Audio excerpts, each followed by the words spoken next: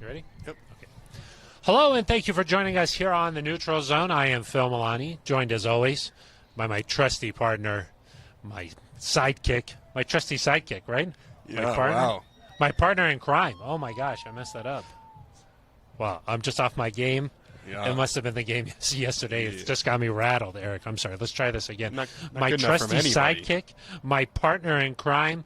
Really, the best way to describe this person is my everything. It's at Eric Dalala. That was better the second time. Thank you. It's I was okay. trying. Bad weekend all around. Yeah, exactly. We are live at Breckenridge Brewery's farmhouse, looking to make it a Farm home. farm home. We're in Littleton. It's off of Santa Fe. That's right. You're struggling a little bit. It's off Santa Fe, Eric. Off Brewery Lane. Off Brewery Lane. Yeah. We're talking about the Broncos lost to the Raiders yesterday, 34-24, the final. We are live on the Broncos YouTube page. We're here every Monday from 6 to 7, and this show is all about you, the fans. So leave a comment, and we'll answer it right away here on the show. Our podcast supervisor, Ben Swanson, communicates those to us. So if you got a problem with them, it's his fault. And we've got some problems. Yeah. Eric, after starting the season 3-0, the Broncos, a 3-game skid here. And now they sit at 3-3, a quick turnaround. They got to play the Browns on Thursday night. What's going on with this team? Yeah, I mean, it just hasn't been good enough. It really, in several areas. I think, first of all, the defense has been – it was supposed to be a strength of this team. It was supposed to be one of the best defenses in the league. You sat here a few weeks ago, Phil, and asked, is this defense as good as the Super Bowl 50 defense? They haven't played that way recently. 7 passes of more than 25 yards that the Raiders completed, 5 of them longer than 30 yards. To me, that's been the biggest surprise. It's been the biggest disappointment. George Payton rebuilt this secondary. Vic Fangio is a defensive guru, and yet for whatever reason, it's not working out. And so that's been an issue. And then offensively, after protecting the ball all year, Teddy Bridgewater turned it over 4 times on Sunday. You're not going to win games like that. And for whatever reason, Broncos finally score on the first drive, Phil. Yeah. And they can't get Snapped anything a else going. 24-game skid. It felt like, okay, the Raiders came out, scored an opening drive touchdown. The Broncos answered that, and he said, okay, this is going to be a pretty good game. But it did not turn out that way. Eric, I thought the backbreaker yesterday for the Broncos was when Teddy fumbled. It seemed like maybe they were starting to get some positive momentum there. Javonte Williams has the jump. You know, they score a field goal. They stop the Raiders. The Broncos get the ball back. If they score there, I feel like, okay, this is going to be a pretty good game. It didn't really feel like that, though. After Teddy fumbled, they kind of felt like, all right, that's the game here. Yeah, I mean, to me, earlier than that, I think Really? the fact that Broncos down 10-7 have a chance before halftime to go score, you're going to get the ball back after the break, and instead you punt it away to the Raiders. You've held Darren Waller in check. Except for that one deep pass to Henry Ruggs, you've kind of settled in on defense. They go down the field, they score a touchdown. You go 3-0 to start the second half, they score another touchdown. The Broncos are not built, I think, even to come from 10, 14 points behind consistently just because they want to run the ball. They don't want to take a lot of chances. And so when you go behind by 14, 17, 21, it's just not a recipe for success. And it was weird rewatching the game because you look at it and you're like, wow, they were down 3 points with a minute left in the first half with a chance to go and take the lead. And instead, 5 minutes, 6 minutes of game time later, they're in far worse shape. That was an amazing throw from Derek Carr to Kenyon Drake there right over Alexander Johnson. I mean, that's a heck of a play. Sometimes you just got to say kudos to the other side. But, yeah, you're right. I mean, where the Raiders came out right away and scored again in the second half there, it put them the Broncos behind the 8 ball, and, of course, the turnovers did not help. Majority of those turnovers, or the 2 later interceptions, Eric, felt like the Broncos just trying to make something happen. Maybe not normal plays that Teddy would be throwing if that was a tight ball game. But, yeah, four turnovers, you can't do that and try and win a lot of games that way. Well, and if you don't want to count the interceptions, you can't count the late touchdowns either. Yeah, exactly. I mean, the final stats don't reflect what that game looked like. I mean, 34-24, that seems like maybe that was actually a close game for a while. It really was not that. The final stats for Bridgewater, more than 300 yards, didn't really feel that way, Eric. When that was a close game, the Raiders were dominating. Yeah, and again, it all kind of changed there toward the end of the first half, which Broncos have had happen to them a couple of times. Against the Ravens, it felt that way too. You were in this tight game, all of a sudden give up a big punt return, hold them to a field goal, but still the Ravens kind of have all the momentum going into halftime. They've got to figure that out, and I think that what's maybe a small silver lining for me, Phil, is that we know the secondary's talented. If those guys can figure it out and stop giving up these huge chunk plays, we've seen the rest of the defense be pretty good. I think they can hold these teams to where the Broncos can be competitive, but as long as teams are getting 30, 40, 50-yard chunks 5 times a game, it's going to be hard to stay in these games. Yeah, and heading into this one, we thought maybe, okay, Ronald Darby is back. He's probably their best just man-to-man cover guy, but it didn't look that way against the Raiders. Pat Surtain II played pretty well, I feel like, overall. But Callahan at times was getting beat. Things that we're just not accustomed to seeing with these guys, certainly through the first handful of games, including the preseason. This defense looked like it was going to be dominant. And now, for whatever reason, I mean, I guess Vic Fangio's been asked this many, many times, and he just says, we got to play better. We got to coach better. There's no real answer. Well, I think part of it is that the defensive line and the outside linebackers are not getting the rush by themselves that you need to put a pass rush. I mean, on that Derek Carr throw to Kenyon Drake, he's got a lot of time to sit there. It's an out-and-up route. If you get there quicker, he can't make that throw. And so I think what's happening is the Broncos, to get pressure, are having to bring more exotic looks. They're having to bring blitzes. That puts your secondary in, compromising positions. And you'd hope that this is a good enough unit that they can still make things work. They can still make those plays, but they haven't been able to do that. And but I do think it starts up front where you've got to pay a little more attention to the run defense because you don't have Josie Jewell.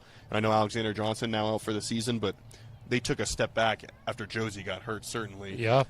And for whatever reason, Shelby Harris, Mike Purcell, Draymond Jones, they have not felt like the same players that they've been.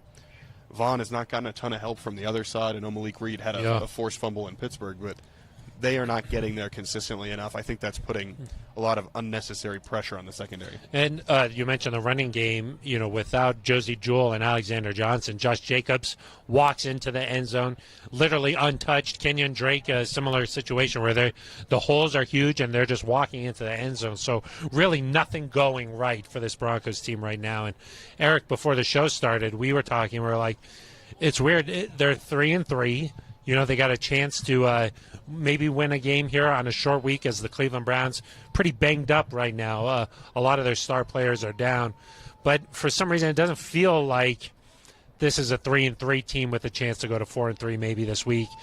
I think because of that 3-game skid, it feels like things are really not good right now. Yeah, I mean, I think it makes sense why people feel that way. I don't want to discount the fan reaction because you're allowed to feel how you want to feel. And I think the fact that you won 3 games against subpar opponents and now you've lost, and they really haven't been very competitive losses to the good teams that you've played, the teams that are at 500 or above. So that's part of it, I think. But to me, Phil, I mean, I think some of this is because, and you were mentioning this earlier, some of this is because Broncos have not been good the last few years. And so, sometimes you come into the office in the morning, you say hello, you can tell you're already a little bit grumpy about something. You start grumpy. You start stacking. Because usually I like to stay grumpy so I don't have to get grumpy. Yeah, but you start stacking. Okay, and so, maybe I... Is that like a term? It's stacking. Yeah. Something that I might say to you, like maybe I say, like, Phil, not my favorite sweater that you're wearing. A little too bright. Okay, see, that's what I thought. Yeah. When I put the green on today, I was like, you know what? This is a bright sweater. I was like, we need that today because it brightens the mood up a little bit. Yeah, it brightened my mood up. Yeah, but you said something about it. Yeah, that's why it brightened my mood up. Grumpy. But maybe normally, like, that's not going to bother you. But because I've made a comment about your sweater every day for a week, it stacks. You snap. Got it. Because the Broncos have not been good for 5 years now, I think people look at this 3-3 record and they say, here we go again. Here we go again. And this is not good enough. But my point would be that they're trying to fix this. I don't think it's necessarily fair to look back at the last 5 years without playoffs and say this is the exact same thing, because they went out and they traded for a quarterback. There's reports they tried to get Matt Stafford. There's reports they tried to get Aaron Rodgers. They revamped the secondary. They gave them all sorts of talent. They've tried since Gary Kubiak retired, but there's been 3 different head coaches. There's been 2 GMs. It's not for a lack of trying, Phil, and you said it before. Not like people in the building want to be losing. Nobody's trying to lose here. They're trying to make the adjustments, but for whatever reason, it hasn't quite clicked yet. And, I think that's one of the things when you look around the league, you talk about the quarterback position, the tremendous amount of importance on having somebody that can win you a game when the rest of the team maybe isn't playing up to snuff there, or at the very least making a competitive game a blowout if everybody's contributing. And I think you see that around the league, and seen that with the Broncos here. The first 3 weeks, Teddy Bridgewater looked really good. You mentioned that I was talking about the defense maybe being better than the Super Bowl team. You mentioned that, right? Yeah, I did mention that. You try to blast me a little bit with that. You try to that's just trying to rip. Historical I context. do recall you saying something like maybe Teddy Bridgewater would be in the MVP conversation. I said if they beat Baltimore. Oh yeah. There's a difference there. Okay. I will say, but that's just the case. I mean, when Teddy plays well, they're pretty good. They can win games here. And the last couple of weeks, against the Ravens, Teddy gets knocked out of the game. They don't get good quarterback play there. They lose that one. And it looks like the Ravens are a really good football team. Yep. The Buffalo Bills, Ravens, they're probably 1-2 right now in the AFC. And then against the Steelers, so-so game maybe, nothing like really high, nothing really low there. They lose that game, and then yesterday obviously not good enough. Yeah, he didn't play well yesterday, and I think he told you that at the press conference. He said I've got to point the thumb at myself, but yeah, he said when you win you point fingers, when you lose you point thumbs. Yeah, but I think with Teddy, that's like the opposite for you. Exactly. Right? But I think when they traded for Teddy, there was never this thought that he was going to come in and be, a guy that a Patrick Mahomes where he wins it by himself. What George Payton says is we've built a good roster around Teddy that can allow him to be successful. And over the first few weeks of the season, either those guys have gotten hurt, whether it's Jerry Jeudy, Alberto, you've had offensive linemen in and out of the lineup. Cortland Sutton is, he's battled injuries here. He's been able to play, but hasn't been 100% every single game. And then the rest of the guys that are healthy haven't necessarily played well. Garrett Bowles has, in my opinion, taken a step back from where he was last season. The rest of the offensive line is not what they've envisioned them being. Noah Fant had a nice game late yesterday, but I think from what his own goals that he set before the season, I think you would expect more. So, I understand that there are people out there that, what I would like too is a franchise guy. George Payton would like that. It's not easy to find. Yeah. And they decided Teddy was a guy that with the pieces around him could win. Those pieces have to be better. John Elway told you that this week. Yeah, he said he thought that Teddy played pretty well here so far, but the supporting cast needs to really rise up. Before the Raiders game, of course. Yes, that was before the Raiders game. That was at the Ring of Fame celebration on Friday night. It was there. Mike Shanahan. When we see John Elway, we say, "Hey, we gotta catch up a little bit." I think what made this loss tougher too, Phil, is that fans were like, it was a direct contrast between what you were used to with Mike Shanahan and what's going on now. Yeah. Because you honor Mike Shanahan at halftime. We did Mike Shanahan content all week on DenverBroncos.com. Plug. Yeah, that was pretty good. Smooth. And then you go and you see some playing errors that I don't think you would expect from a team that's, coached by a guy like Mike Shanahan. And then Vic Fangio admitted after the game, he challenged a couple of plays just kind of out of the hope that they would. So they were big plays and just felt it was worth it. Yeah. So I think the comparison there of, hey, Mike Shanahan led us to our best. I think, did Joe Ellis say this, I believe, on Friday? The best era of Broncos football was under Mike Shanahan. Yeah, 14 years as a head coach here, won 2 Super Bowls. But the thing about Mike was that they were always competitive. Yeah. For a lot of those years, it came down to the last 2 weeks, the last game, whether or not they were going to get into the playoffs. And he took some teams that maybe didn't have the talent to be in those positions and got them there. So I think I saw a stat today. Our old friend Andrew Mason tweeted out that Vic Fangio has 7 double-digit home losses in 3 years. I think he wrote that Mike Shanahan had 4. Yeah, they were always really good at home. Career. Yeah, I mean, it helps this when is you don't lose at home for 3 years. Yes, and the division games are important too. I mean, you gotta, you measure where you are with the rest of your division, and I think that we mentioned that too. It's a really good division. The AFC West, one of the best in the NFL, and the fact that the Chargers lost yesterday, but the fact that we know the Chiefs are going to come back. They've stumbled a little bit, but they're coming back.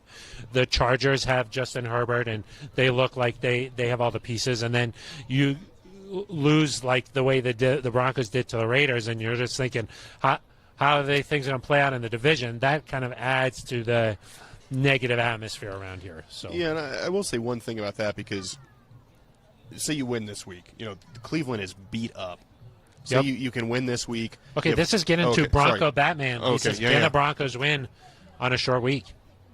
Yeah, I mean, they've got as good a chance as any team on a short week because of what's happening with Cleveland. I mean, Odell Beckham might not play. Baker Mayfield's got a shoulder injury. Sounds like he's going to try to play, but it's no guarantee.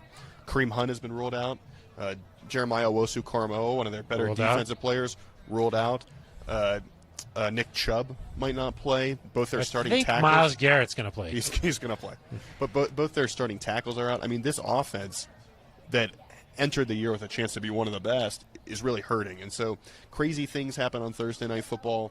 I think there's a chance you can say it. The Broncos have to play better. They can't go play like they did against the Raiders and win. But if they can click a little bit, certainly this is not a full-strength Cleveland team. Yeah, they can definitely win this game on Thursday. But say you win that. And then you've got winnable home games, I think, against a pair of 2-4 teams against Washington and Philadelphia. Get to the bye at 6-4, because I think that Dallas game really tough. You're gonna face a lot of hard tests after the bye. You play the Chargers at home. You got to host the Bengals. You got to play Kansas City twice. You got to play the Raiders on the road. I mean, it's not going to be easy by any stretch of the imagination, but I think there's value, Phil, even if you don't end up making the playoffs, in playing competitive games that mean something in late November and December. Yeah, I mean, that's all you're asking for. Because George Payton, you want to be in the mix. There's a lot of upcoming free agents on this team. If you're George Payton, don't you want to see how does Cortland Sutton handle a game in December against the Raiders when you really need a win? It's clutch. How is Von Miller still playing late in the year when it matters? How is Bradley Chubb coming back from his injury? I mean, who else? Bryce Callahan. Do you want to keep him? Well, he's not going to be a free agent. No, but we want to see how he plays in meaningful games. I mean, it all just gives you kind of more information, which is helpful. Whereas some people have kind of said, "Hey, should we fire the coaching staff?" My question is just what is that going to do? Yeah. And if your goal is to just lose as many games as possible, that's fine. I guess I understand that perspective, but there's no Trevor Lawrence sitting out there, Phil. Yeah. This quarterback class is not like they normally are. And someone, will rise to the top and one quarterback will go first, but I'm not sure, if you're at the Bears were at 20, they went up and got their guy. The Chiefs, when they drafted Patrick Mahomes, I think they were at 27, they went up to 10. If there's a guy they like, they can go up and get him even if you finish 15th or 16th or 17th. So I don't think the Broncos are thinking like that, no, but certainly. But some fans maybe are thinking, hey, it's time to just scrap everything for this season, which is crazy. I just think if you think about this, they are currently one game out of the playoffs. Yeah, exactly. I mean, I think that in the NFL it's just such a week-to-week league that if you beat the Browns, you're feeling better, okay? And then maybe before the bye you win 2 or 3. Yeah. And then all of a sudden you just feel you're confident. 6-4. You figured something out. Jerry Jeudy is back on offense. Bradley Chubb's coming. I mean, there's just. I think until that happens, though, you feel the negativity. And for me personally, I'd like to see some of the issues that we talked about corrected and see it on the field, and then you feel like, okay, they've got over this first struggle. I don't think there's anyone saying there are not issues right now. We mentioned them at the top of the show. The defense has to play better. Teddy and the offense have to be more consistent, score points. But if you can get there, like say you win this week, you're still right in it. And that's the thing, is that there's this sense almost that because they won 3 to start and then lost 3, that this team is like 0-6 or 1-5. If you get to 4-3, 5-3, you're going to be right in this. Yeah, and there's probably still a lot of talk that's like, hey, the Giants aren't that great. Jacksonville just won its first game. The Jets aren't as good. They're probably thinking, okay, the Broncos beat some bad teams, but when they face a good team, they can't hold up.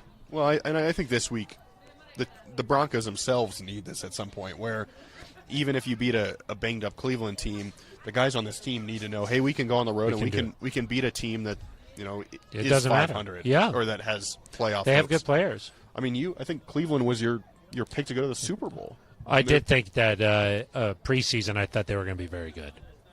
And they still, they've lost. Their losses have come to really good teams too. They've lost to the Chiefs, they've lost to the Chargers, and they've lost to the Cardinals. Part of having success in the NFL to me is a lot about mental toughness and being able to get over hurdles. Don't let things go into a full landslide. The Broncos' 3-game losing streak here have not been able to show some of that mental toughness just yet. But the whole season, 11 games still left to go. A lot of football to be played. So much still out there. Everything that the Broncos set out to accomplish this season is still in front of them. So I think let's just pump the brakes a little bit on some of the terribleness. Well, I would be interested to know how some of the fans watching on YouTube are feeling about this scenario, because we talked about this before. Say you had beaten the Raiders yesterday, and then you went and you lost to Cleveland on a short week. Yep. You're still 4 in the other scenarios. You win this week. You're 4-3 either way. I kind of get the sense that people would feel better if you had beaten the Raiders and lost to Cleveland on the road, because you could be like, oh, short week, blah, blah, blah. Whereas if they win this week, I think we're going to hear a lot of, well, they're banged up and you still can lost always to the Raiders dismiss the importance. But even Vic Fangio mentioned, somebody asked him today, how important is this game just to snap this losing skid? And Vic has remained constant with this. He said all the games are just as important as all the other games. So well, he did say, like, when you get further along in the season, they start to mean a little bit more, but yeah, he didn't. I thought maybe some people were saying this is a must-win or something like that. He didn't say anything like that. There's sort of no, but it is based on what you see from the rest of the league, where the Raiders are at 4-2, the Steelers are now at 3-3, the Browns. Oh, I think we could say it's a must-win. Yeah, Vic didn't say that though. Do you want to get to some YouTube comments? Let's see. We are live at Breckenridge Brewery's farm. It's still a house, but we're trying to make it a home. We need you to come out here, help make it a farm home. Yeah, we're in Littleton. We're on Brewery Lane off of Santa Fe. If you live in the Denver metro area, come out. We're here every Monday from 6 to 7 Mountain Time. If you don't live in the area, or maybe you do live in the area, but you just want to stay cozy at home. Yeah. Snuggle up. But one perk of coming out here is that, you ever been to Central Park in New York? Uh-huh. You know how, like, when you walk through, there's those people that they draw the caricatures? Yeah. Yeah. Ben Swanson is here doing that for people at Breckenridge Brewery's farmhouse. Well, yeah, it takes a little bit longer. You got to be very still. It takes like 1 hour per person. It's worth it, though. They are beautiful. That's how you could also, he made that one. Yeah, that is pretty nice. Phil, before the show. Yeah, tell the people what happened before the show. We have at the Neutral Zone. We have fans of all ages. I would say there were some young children before the show. What would you say, like 3 or 4? I don't think that. Maybe 4 or 5. I would have guessed 10. They were upset about the game yesterday. Yeah, they were like, my dad's a Broncos fan. He's not happy. Yep. But they saw the backdrop, Phil. Yeah. And what did they say, Eric? They pointed at me and they said, major weirdo. Which I think is pretty fair, right? Let's just major weirdo. They pointed at you and they said, dum-dum. Yeah. That's tough. not fair. Like, they don't even know. I was like, hey, you don't even know me. I was like, that's what I said. How did you know I call Phil that? Okay, so Edward Wright says, do you anticipate any upcoming coaching changes? I think we kind of talked about that in the last bit there. Yeah, I don't think so. I just think right now, with as close as you are to still being in the mix, it's unlikely. If you lose this week, I just don't know what to expect. I'm not saying it will happen. I'm not saying it won't happen. I just think when you've lost 4 in a row, there's kind of that natural break because you have 10 days before the next game. I don't know. No. I don't know. I don't think so, especially if they win this week. Yeah. I think there's a lot of confidence in the staff that they'll be able to turn this thing around. I don't think there's anything just yet here. David Scott Sandoval says, wish Johnson a speedy recovery for next season. I think we all agree with that. Alexander Johnson, I thought, Eric, had been playing maybe some of his best football, being used in a lot of different ways. Earlier games this season, he's up at the line of scrimmage, blitzing a lot, definitely in the mix there against the Steelers. He thought that he was going to scoop and score. You know, he was making big plays, and, he was communicating the defensive calls. I thought that maybe he had just taken a step there, and then to have this what a bummer here for Alexander Johnson. Yeah, and he's an unrestricted free agent after the year, so it'll be interesting to see what happens. Yeah. And Josie Jewell is too. Yeah. I'd be somewhat surprised if both of those guys are back. I just think that based on the... That's life in the NFL. Right. And so, We'll see. if you had to pick one of those two guys... Oh, don't make me pick. Okay. Don't make me pick. I think I would try to re-sign Josie. Yeah, I mean... You kind of put me on the spot here. I mean, because just I put know both of myself them on the like to. spot. I think they both like to watch. You know, they watch the show. I'm not saying we wouldn't try to re-sign. I think we want both back. If you okay. No, I'm just kidding. I think that Alexander Johnson is your sweater's the color of your hedges. Green. Oh yeah, exactly. I think Alexander Johnson, though, maybe a little more versatile in terms of his athleticism. But Josie Jewell, obviously a very headsy player, makes a lot of smart plays. When you're a linebacker, that's important because if the faster you can diagnose something, the faster you can start heading in that direction.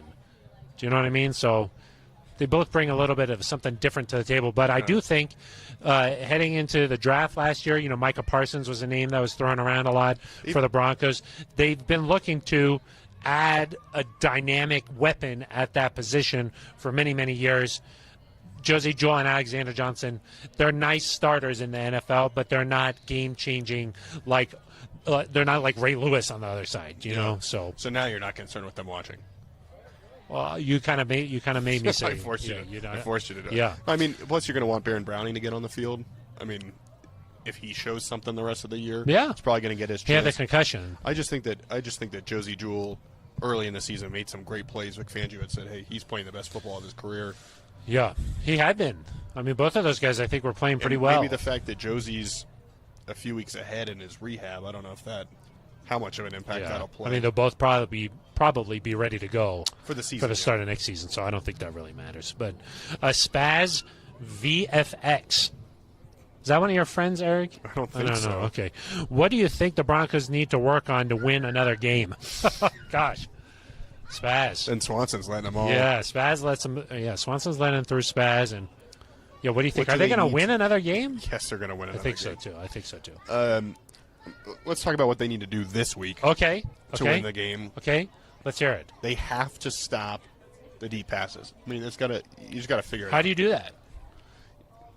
Justin Simmons, who we know is a good friend of both He's of ours. He's a big friend of the show. How many stickers do you think Justin Simmons has? A lot of stickers. All over his locker. Yeah. If you want a sticker, send your address to neutralzoneshow@gmail.com. Yeah. Justin admitted he needs to play better. He had 5 interceptions last year, a career high. He's only got 1 through 6 games, and it came late in the Jets game. He's got to make a bigger impact. I think Ronald Darby, another week, kind of getting his legs under him will be good. Pat Surtain, I think, has been as advertised, so I think sooner or later they're going to get tired of hearing about that. It's going to get fixed. So that's one thing. You also need to...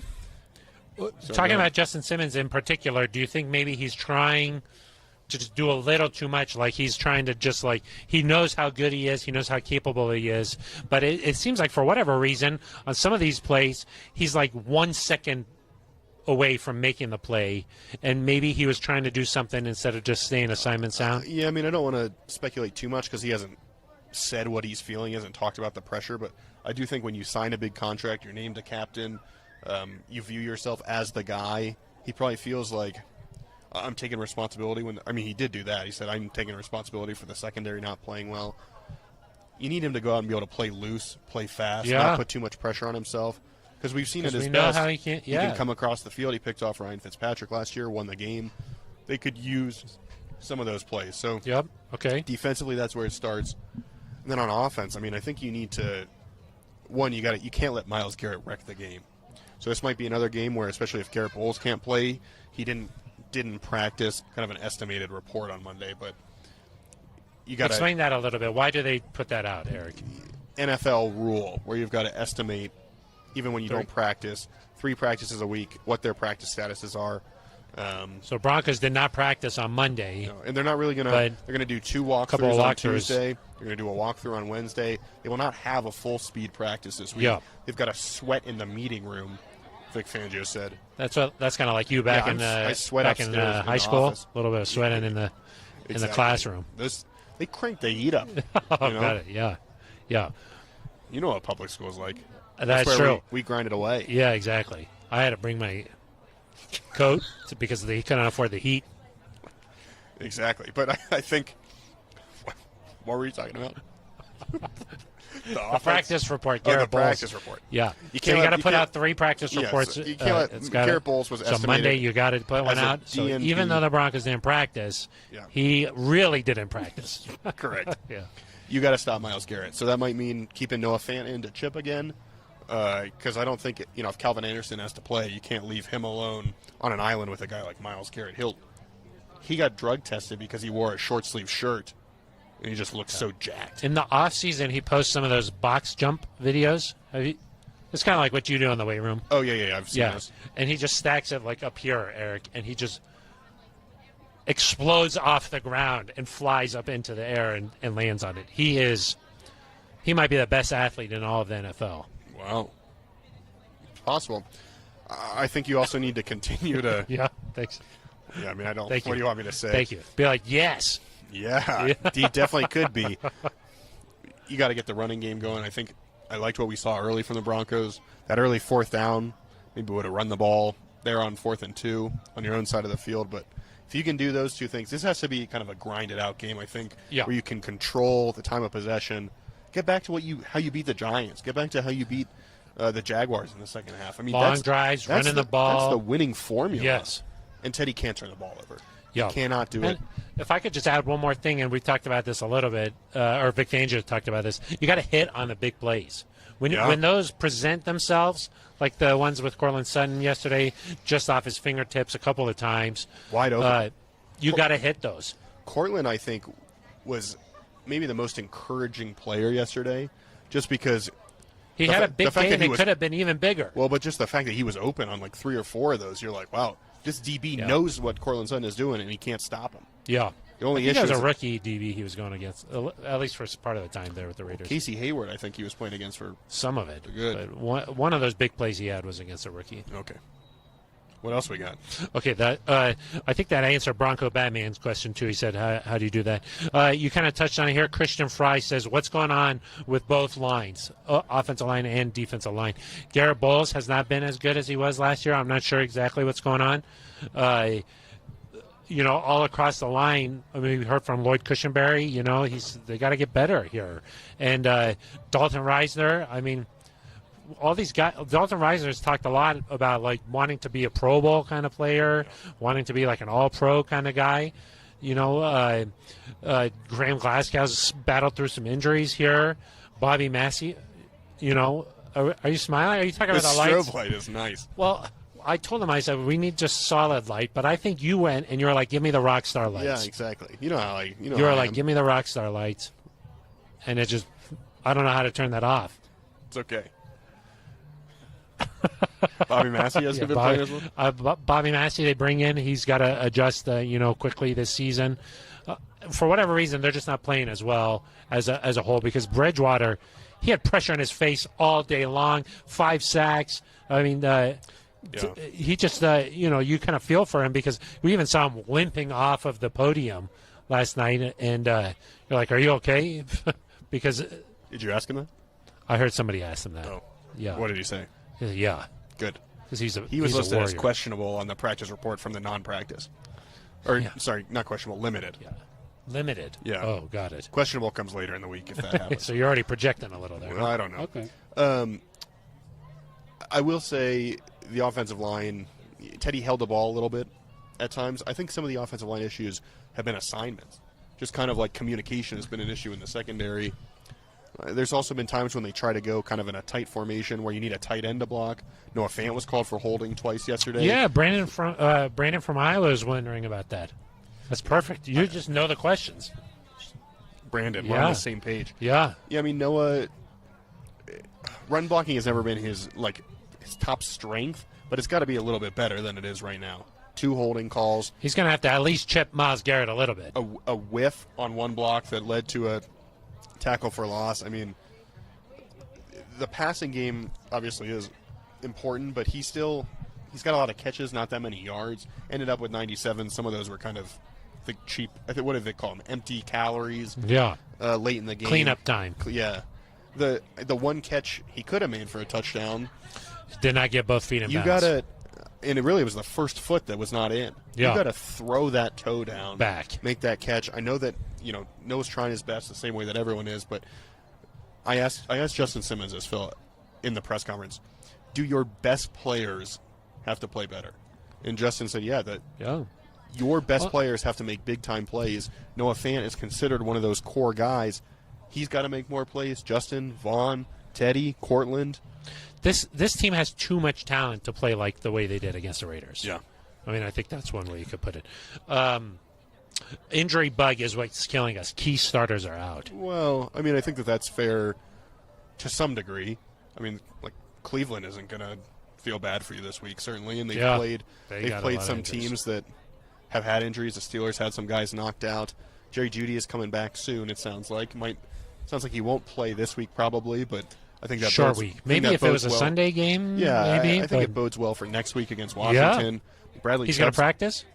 He's going to practice this week. He's going to run some routes full speed with a quarterback. Yeah. I wonder if that's going to be Teddy. It'll be interesting to see who they have to throw with. But, I mean, the season-ending injuries you've had to starters have really only been your 2 linebackers. Yeah, for season ending. Yeah, because Bradley Chubb's coming back at some point. Yeah, but up to this point, he's really not been playing. Right, but hopefully the offense. Football. That could be the biggest turnaround because of Jerry Jeudy had like 6 catches for 60-something yards in basically one in one drive. He looked like how he did in the training camp. And so when he comes back against, whether it's Washington, Dallas, whoever it is, I think he can have a big impact.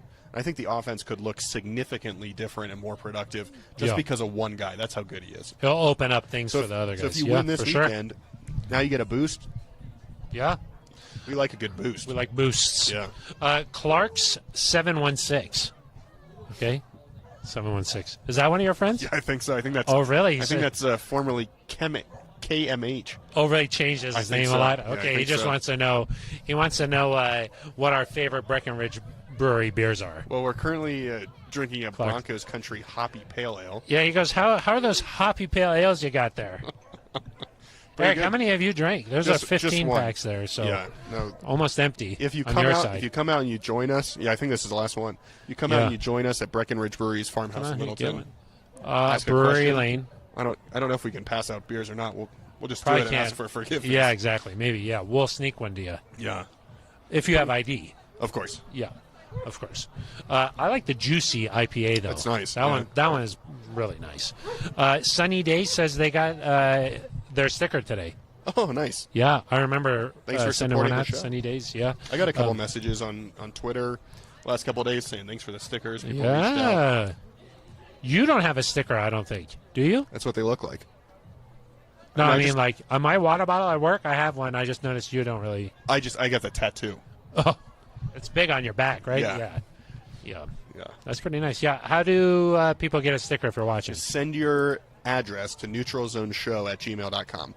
That is the only way to do it. Do not on YouTube say, I want a sticker, and not leave your address. Correct. And definitely don't leave your address on YouTube. Kirk Gupton also got his sticker today. Oh, nice. It's pretty nice. Bronco Batman, we kind of touched on this. If we were coaches, what changes would we make? We kind of touched on that a little bit. Yo Mama Llama. It's Ben Swanson. Yo Mama Llama. Hire Phil as head coach, Eric as OC. Clark says Eric as HC. Wow. Phil would be Thanks, special Clark's. teams coordinator at best. I think this guy needs to come down here. Clark's 716. Clark's has obviously been drinking some of these hoppies. Hoppies, pale ales. Yeah. Yeah. Phil, that's a good question. Would you prefer to be an OC or a DC if you were? HC. Okay, that's not one of the HC. options I gave you. Because, when you're the head coach, Eric, It's not one of the options. you kind of just show up and you're just like the boss. Yeah. That's more my scene. Yeah. Do you know what I just mean? like to be the boss. Yeah, but I would say I like to be the OC, I think, a little bit. It's a little bit more of like, they call Mike Shanahan the mastermind. When you're calling plays, there's something where you're in it as an offensive coordinator. It's a little bit more. I feel like you're dictating things. You tend to dictate things a little bit more as the OC. Yeah. And you've already got like a pretty big head, so you probably got a good sized brain in there for plays. It's really good brain I got. Clark's, thanks for the question there. Swanson, maybe no more of those from that guy? Keep them coming, Swanson. Yeah, Swanson. I don't know what he's doing. Okay, Edward Wright. What defines this team? What are they? So good question. Do they know who they are? Are all the players committed as one? Eric, that's a good question there from Edward Wright. Yeah, I mean, let's start with the second part. Are they all committed? I think it's hard when you've lost 3 games in a row to good teams to kind of stay locked in, to keep the confidence. Vic Fangio said the only real cure is by playing well, and you're not going to play confident until you play well, and you're probably not going to play well unless you're confident. So it's kind of a little circle. I believe they there. call that a catch-22. That's why they call you the mastermind. Yeah. But a little bit of a tough spot to be in, but I do think that they've got enough talent. It's harder when you don't have the talent, and you've got to figure it out. They have these good players. So that's part of it. I think the other aspect of it in terms of what do they do well, Vic Fangio was asked that today, and he said, that's a really good question. What do you hang your hat on? I think what this team was supposed to be was He's just hanging on maybe Brandon McManus. He has not missed a field goal this year. what this team was supposed to be was a really good defensive team. Yep. And then on offense, you take advantage of your opportunities. You don't turn the ball over. You win a lot of games in the low 20s. Time of possession. But the issue is that the defense, which was supposed to be the core part of your identity, has not been nearly as good. No. And I do think it's somewhat of a switch. If they can flip that back on, cut out the big plays, and start playing well on defense, I think you'll see the wins follow because the offense will get better chances. They have one takeaway in their last 3 games. They can up that a little bit, get some good field position. I think you'll see a little bit of a change. Yeah, and like we talked about, hit on some big plays of their own, here or there. Momentum changing kind of plays, Eric. I did feel like maybe the momentum was starting to change, but then Teddy had that fumble, and those kind of things cost them. Rodney Garcia says, hi, you guys. Wants to know what's up with the linebackers getting injured. I thought he was going to say, what's up with the lights? The lights, these are the rock star lights for you. Yeah. It's kind of you put up with it because I put up with it because you like them. Yeah. What's up with the linebackers in terms of injuries? Yeah, like both pecs for both guys. Yeah. One pec, fine. Both guys. Yes. I think it's just a It's little the bit. same pec. Is that true? I don't know. I think it's a little bit random. I do too. I don't think There's it's no like weird thing. I don't think in the weight room they're neglecting pecs. They bench press like crazy. You've been in there. They're like, Phil, let's get those Show. pecs. Let's get those Show. pecs right. They were like, Phil, let's show the guys how to do it. Yeah. And then so I pushed Mike Purcell out of the way and I said, let me show you. Yeah. And then they were like, do you want to put weight on the bar? Form over weight. Exactly. Form over weight. That's my. Oh, here's one from Steve M. Do you think the Broncos might consider Cam Newton? No. I don't think so. Cam Newton did come out and say that he is fully vaccinated now. He wants to get back into the game. No. He's currently not playing anywhere. No, I think that the Broncos are. Heard Vic Fangio say that they've got a lot of confidence in Teddy Bridgewater. Feels like he's the guy to help lead this team. So, no, I think that one's no. Brandon Walker says, do you think Mike Shanahan spoke to the team after the game? That's Brandon from Iowa. I would doubt it. I don't think so. At halftime, he guaranteed a win, and it didn't work out that way. Shanahan did talk to the team on Saturday, though. Yeah. Tried to give them a pump-up speech, It's true. We know how Shanahan feels about the Raiders. We do know. I can only imagine what that was like. Probably watching the game was probably pretty upset. Yeah. One thing we heard from Mike Shanahan this week is that he said that since he spent so long with this organization, he feels like he's part of things even as it goes on now, So he was like, when Peyton Manning won the Super Bowl with the Broncos, Super Bowl 50, he said, I kind of felt like I was part of that. I thought that was kind of cool to hear that from Mike Shanahan. I think a lot of guys feel like that. They come back, they're around this team more so than I think a lot of other teams. Peyton Manning is at almost every game. He was there yesterday. He comes out to practice during non-COVID times when it's a little bit different. They're going to honor Peyton Manning during the Washington game. Yes, announced several months ago. It was announced several months ago, but maybe if you are watching, you don't remember that from several months ago. No, I'm you're just like, pointing out that hey, Mike Shanahan went in. How come Peyton Manning didn't? That's different than what Washington did this week. Yeah, that is different. Yeah. Madam Bale, maybe? I'm sorry if I mispronounced that. Okay, it's past sunset. Who's fooling with the lighting? Ben Swanson. We don't have Roya Burton out here with us Clark this week. says, agreed. They said Ben Swanson is their backstage podcast coordinator. Incorrect. He's a supervisor. He's trying out. Trying out for supervisor, yeah. Blame him for the lighting. Yeah, we're sorry. We blame him for a lot of things. We're going to get this corrected. First it was audio, and then now we got like 12 weeks left. We work some things out, and with other things... It's kind of like when you have a house, Eric. You fix one problem, and it leads to another problem, and it's never ending. Yeah. Alex Chason says, greetings from Chihuahua, Mexico. Nice. Yeah.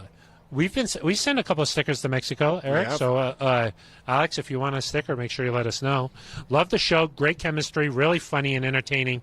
Do you guys send stickers to Mexico? Yes, we do. Well, talk about getting ahead of yourself. NeutroZoneShow@gmail.com. And we have sent some to Mexico. So, yeah, we've sent some to Russia, Germany, Australia. Yep. Yeah, Peru. We sent them all over the world. All over the place. Yeah. Texas. Very cool. 247BK. Do you know who that person is? No idea. Oh, okay. Which remaining game on the schedule are you guys most excited for? Trying to decide which game I should buy tickets for. So maybe home game.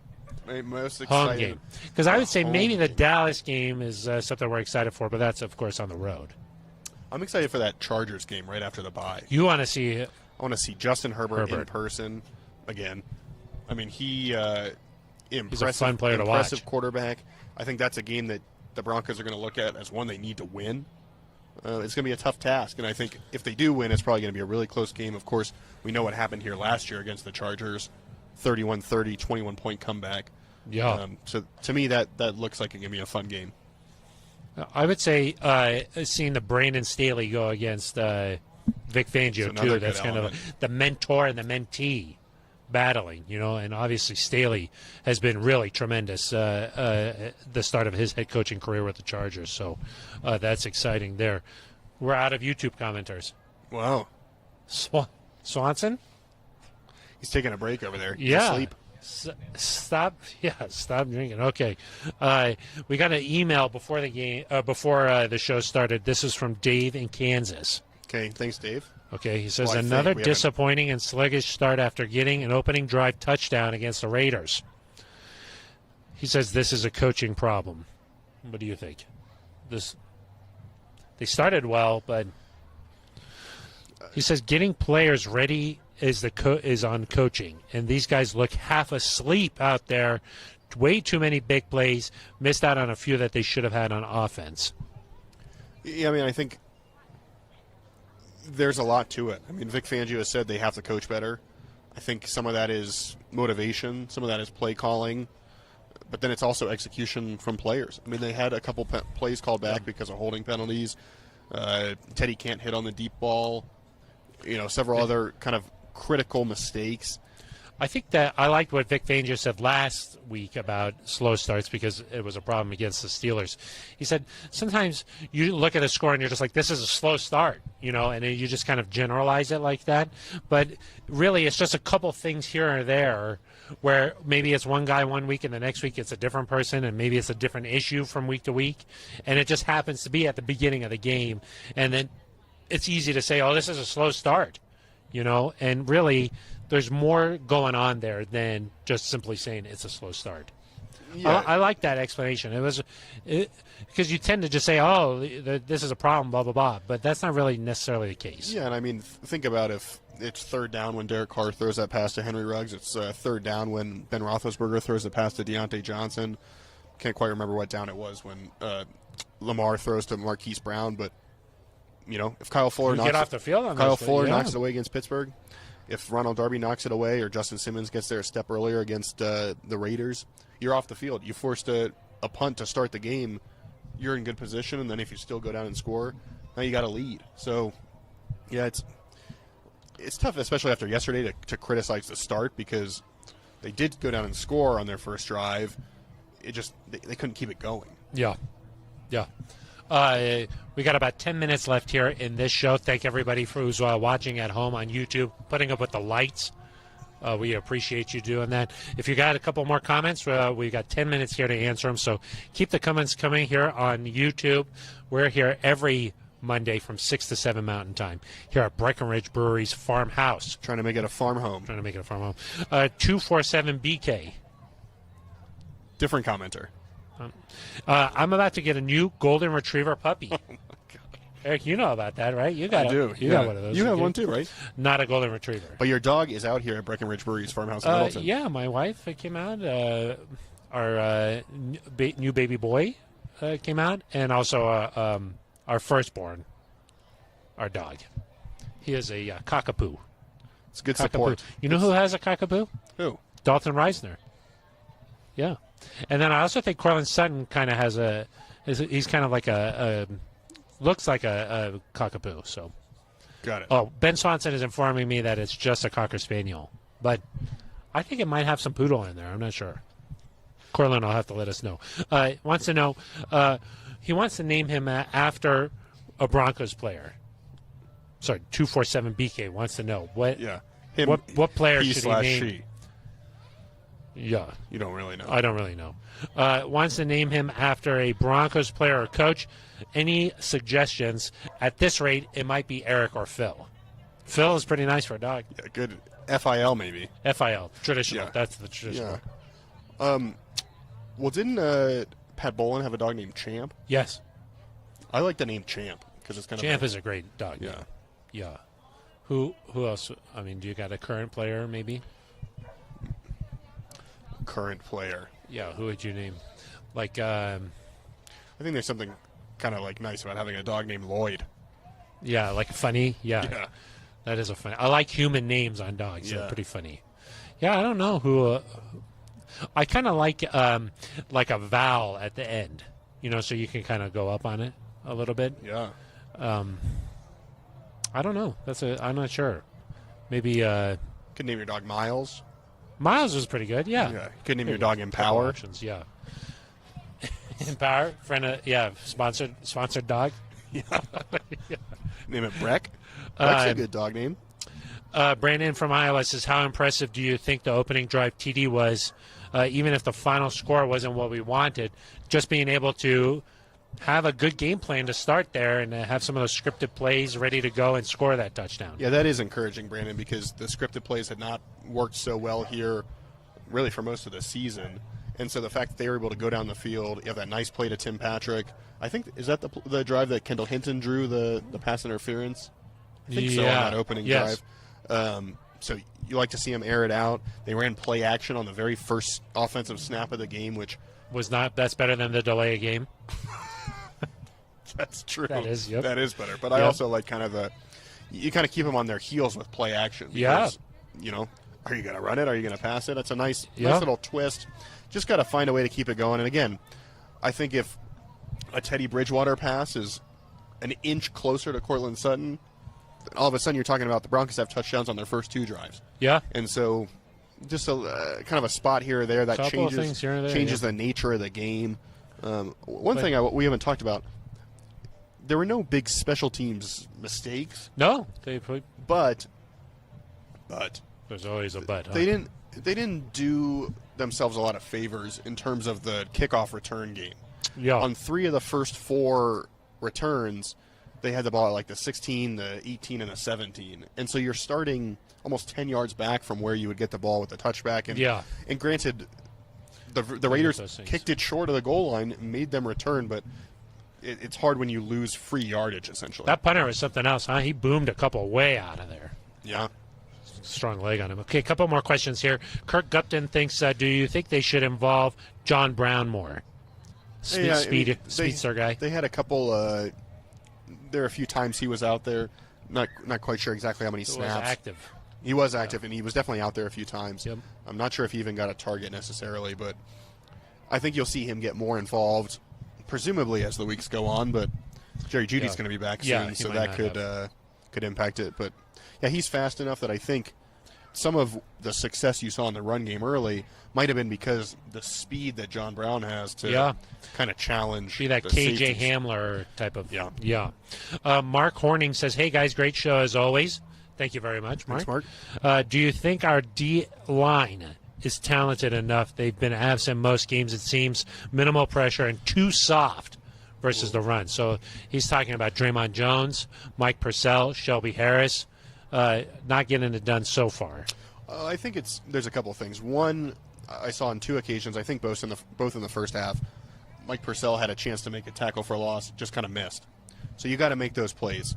Shelby Harris, I think, would tell you he needs to play better.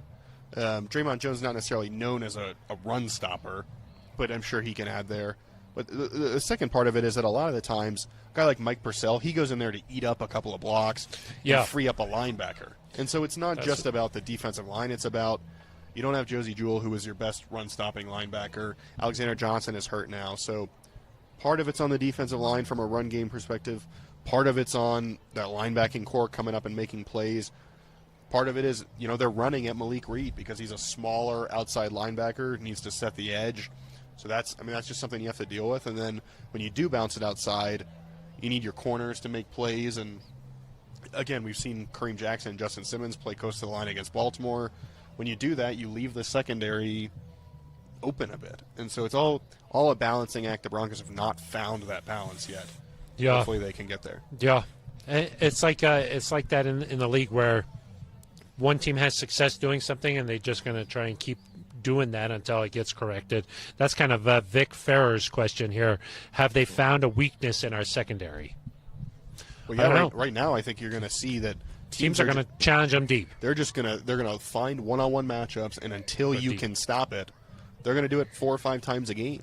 Yep. And the issue is it's not just like kind of these 50-50 balls. Like both to Darby were like the first one wasn't really a 50-50 ball, but it's just one-on-one coverage deep. They've also had problems where with the catch and runs coming across the field where they get an extra. That's what happened with Chase Claypool against the Steelers.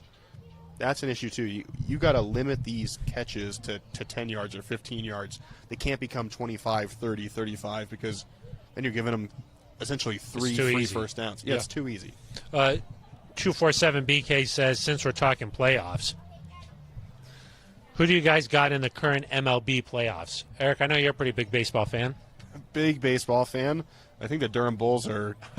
I'm not sure if they're in this one. They're not in it? No. The Braves have won the first 2 games in walk-off fashion. Yeah, exciting. Versus the Dodgers. I was going to say the Dodgers. I still might pick the Dodgers here just because they beat the best team in baseball, and they were the second best team in baseball. So, who's the best team in baseball? It was the Giants. Oh. Yeah. In the regular season, Eric. And then maybe the Sox on the other side, the Red Sox. Yeah. Yeah, I mean, so I think maybe that's a. You like that? I'm going to say, even though the Dodgers are down 0-2, I'm going to say. I could not tell Sox. you what the score of the ALCS or what the series score is of the ALCS. I think it's 2-1 Sox. Maybe, I don't know. Swanson, you got it. Yeah, Swanson also a big baseball fan. He's checking on that here. Yeah. I will just say, tough for the Giants to win that many games and then not even win a single playoff series. That's how baseball is. It's kind of like a failure of a season. I would not say that, but it's like if you. I don't think they were supposed to be that good. If you went 14, they played really well, and then you lost in the divisional round in your first game, or say like the Broncos in 2012. That's a tough loss. I don't remember that. Yeah. One. So Giants winning the most games, then losing immediately. I don't remember that. Failure of a season. Oh, here we go. The Red Sox tied 1-1 with the Rays. Red Sox tied. Oh, I'm sorry, with the Astros. Oh my gosh, the Rays was the They last beat the series. Rays. Yeah, sorry. Big baseball. Sorry. That was Your embarrassing. sweater is The kind of the Astros. color I of knew it was the the Astros. The Astros field. Yeah, I think that's the old Astros field. Yeah. Nice tribute. Although the Red Sox are up 6-0 tonight. Right now, as we Live. speak. This is good because last week Yeah, we missed. we were that. recording missed this podcast as John Gruden. as John Gruden was. Yeah. We're getting live updates here. Yeah. Yeah, John Gruden. As that was all going on. And the last Swanson thing I want to Dubs. mention here is before we wrap up the show, we did get a comment from Aaron on Twitter talking about we kind of touched on that at the beginning of the show. He did mention that some fans might want the Broncos to get in a DeLorean with a flux capacitor so we could go into the future. Yeah, I mean, Good comment. That was strong. Good comment. I do understand the frustration. You know, you want this to be fixed. You want to see the Broncos in the playoffs. You want to see the Broncos win the Super Bowl. Yeah. It's going to take some time. They're trying to figure this out. They've got to figure it out at the quarterback position first and foremost, I think, and decide, is Teddy that guy? Is it somebody else? Are you going to go after somebody via trade? Do you believe in one of these young draftable quarterbacks? I mean, those are all things to sort of figure out. It's not an overnight process. Even once you draft somebody, it takes time. It takes time. So you got to be patient. I know it's frustrating, but you got to hang in there. Well, it starts 1 week at a time, Eric, and the next one up for the Broncos, the Cleveland Browns on Thursday Night Football. We'll have another podcast before that breaking down this Browns matchup. It's a quick week, but you know what? We don't take any time off, and we'll be right back with another episode of the Neutral Zone. That's right. We got to get you ready. No days off. No days off. This has been a lot of fun here. Every Monday night from 6 to 7 Mountain Time, we are live here at Breckenridge Brewery's farmhouse in Littleton. Trying to make it a farm home. It's off of Brewery Lane and Santa Fe. Yep. So come on out if you live in the Denver metro area. If you don't, we're live on YouTube, and we thank you all for your comments here tonight. It's always a fun discussion. Even after the Broncos lose, it's still a lively discussion, so we appreciate all of that. We'll be back a little bit later on in this week, like I mentioned, to break down the Browns game. Until then, for Eric Dalala, I'm Phil Milani, and you've been listening to The Neutral Zone.